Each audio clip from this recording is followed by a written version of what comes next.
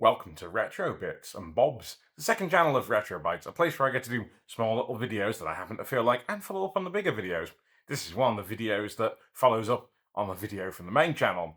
So I'm hoping some of you have watched the video about the Kubernetes cluster I built for using my Retro system, so it acts as a file server to, of all things, BBC Micros over Ethernet. Does a few other things as well. But one of the things when I started that video, I was just building a single machine cluster, just one of these little Geekon mini PCs.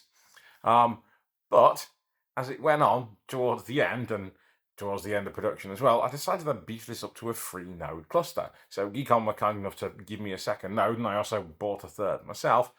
But one of the things of starting with just a 1-node cluster and then becoming a multi-node cluster is storage. Now, when I originally set the cluster up, I used something called a CSI, a container storage interface. That's what essentially links a pod, which is just a group of containers, together with some storage inside the machine. Now, in this particular case, this just has one NVMe stick in it, and I used a chunk off the end of it, handed that over to LVM, Linux's logical volume manager, and had a CSI on top that would provision storage from the NVMe stick that lives inside this machine. The problem with that is the storage lives inside the machine and not on the other nodes. So if one of the nodes were to shut down and go away, well, the storage went with it, and all the pods that are scheduled and linked to that storage, well, they just disappear and die, which is fine for some of the stuff, like a Postgres database, because I've got more than one instance running on the multiple nodes in the machine, and when that machine shuts down, well, the other pods are still running and linked to their storage, and one of them just becomes the master and the others become the replica. And when this comes back up, well, it just becomes another replica. And we have 3 copies stored across the thing.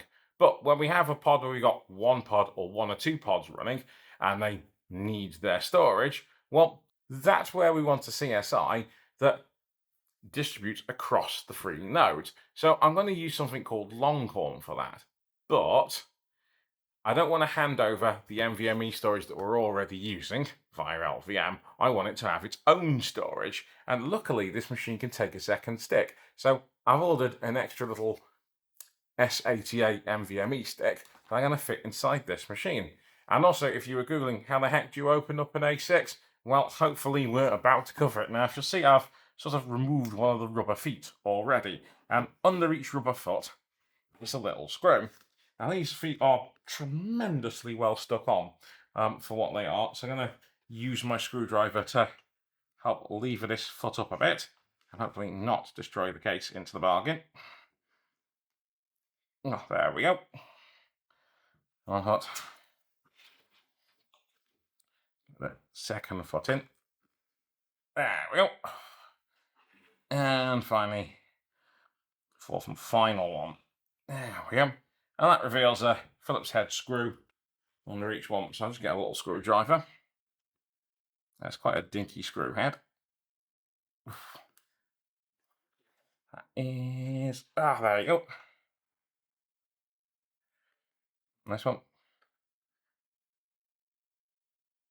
I think we put a little bit of thread lock on this or something. There we go. It's that easy once it starts moving.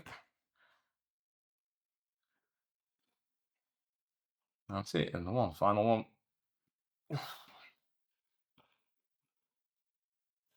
And there we go. We now have to lift this off and hopefully not oblivionize the screws.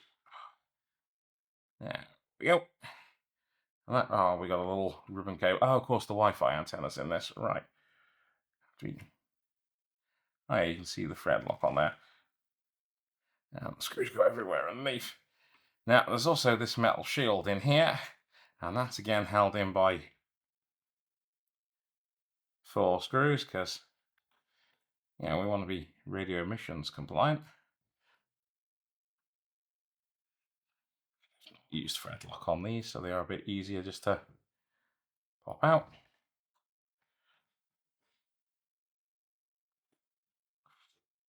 Oh, it's just stiff.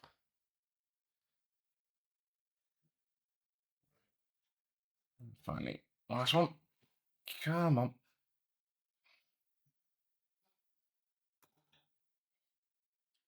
So you don't hear the little telltale crack. I'm guessing just tight rather than thread locked. See if we can lever this little panel up. Ooh, try not to jettison the screw inside the machine. And there we go. We got that's popped the Wi-Fi antenna off. Right. I use the Wi-Fi. Now you can see in here we've got the 2 sticks of memory. There's 32 gig in this, so it's 216 gig SODIMMs.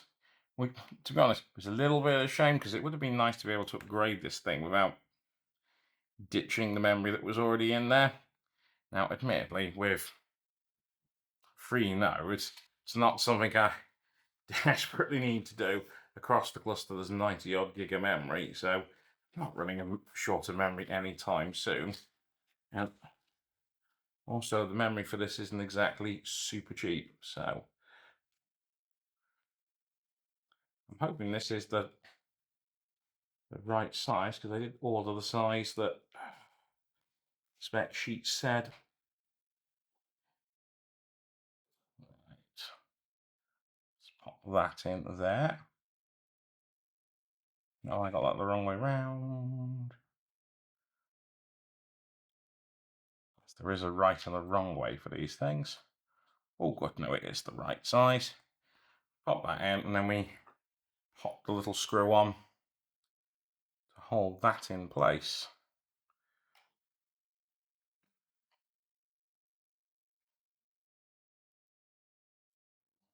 There we go, and that's added a whole terabyte of extra storage in there. Yes, it was like a Amazon deal day thing, and these were going cheap, so I bought a very cheap 1 terabyte little disk, well, 3 of them, and in a moment I'm going to show you me adding these into Longhorn. But in the meantime, I'm going to quickly assemble this. In fact, I'm going to have to take it off screen for a second just so I can see where to attach the wireless antenna, because that popped off and I didn't get to see where it came from. I may have, I think it's buried under the NVMe stick. Oh, that's annoying. I'm going to have to take out the original, see, I think to access the wireless header. Let's put that there. There's the radio boards. So I'll take this stick out so you can see it.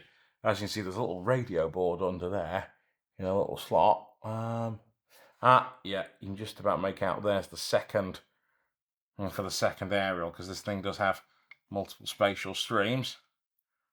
Oh, this is particularly exciting to. Yeah, that's annoying. It's all taped in. Right. Oh, it's going to be a pain in the bum to attach back on because it's awkwardly close to a metal panel. What I'm going to do is I'm going to temporarily untape that. I'll tape it back in place once I'm reassembling the machine. Right. There we go.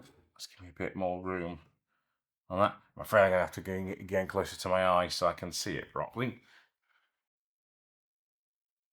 Well, I'm glad I didn't record that, otherwise I've had to have bleeped out most of what I said. That is not easy to reattach. I ended up having to get the whole wireless card out for that. I have realised, though, is there is a little mini PCIe slot there, which at some point I could use for something that's a bit more useful to me than the wireless interface, because, as I said, this is never going to use wireless and only ever going to connect via its 2.5 gig Ethernet, so I could live without the Wi-Fi 6 interface in this thing. And it does usefully free up a slot for me. Now, I can't see the screw hole in this easily because the way I film this, my hand is between the head and the screw, and I can't exactly move without nudging the camera. There we go. And one final one. I'll rotate instead of fumbling this. And pop this screw back in. Note to self, I may well speed this bit up because it's a bit dull.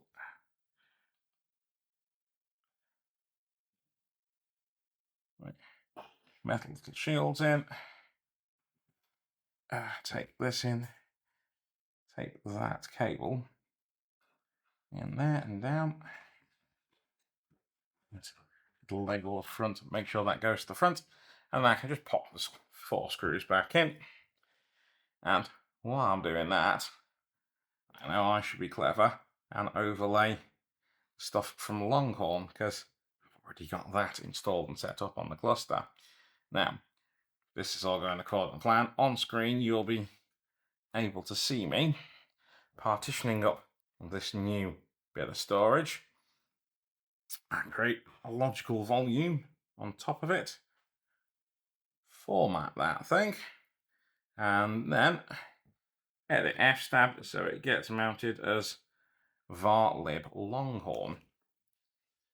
And that is where Longhorn is going to put or create subdirectories for each volume that gets mounted via Longhorn. And I now have a distributed filing system because Longhorn will replicate any volumes it creates in there to the other nodes. Now, that means I do have to install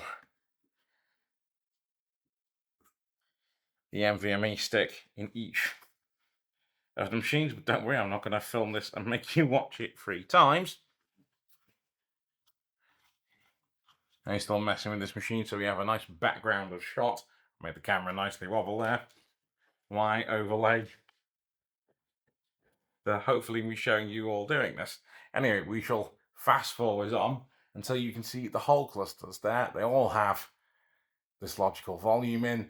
Longhorn is running on all of them, and we can now have a container request its storage volume from Longhorn, which is distributed across the cluster. Now, if we shut down one node, well, that pod can just move to another node, and then it's running on there. So no matter what machine we take out, all our applications and stuff just keep running. In fact, we can even get down to just one node and everything is still fine.